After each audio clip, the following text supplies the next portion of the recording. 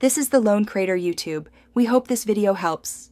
In this video, I will show how to replace the battery in a Dodge Caravan key fob.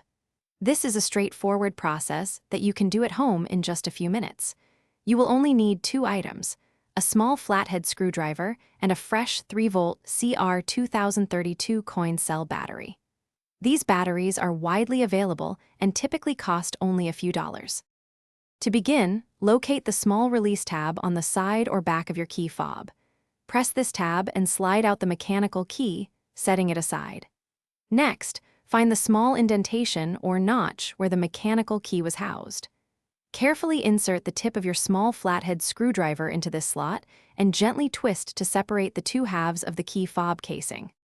Once the key fob is open, you will see the old battery. It's a round, 3-volt CR2032 coin cell. You can gently pry it out using your fingernail or the flathead screwdriver, being careful not to damage the contacts.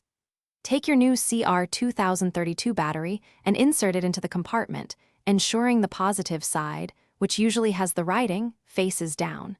It should click securely into place.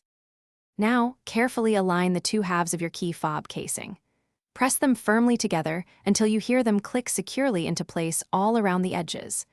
Once reassembled, slide the mechanical key back into its slot until it locks.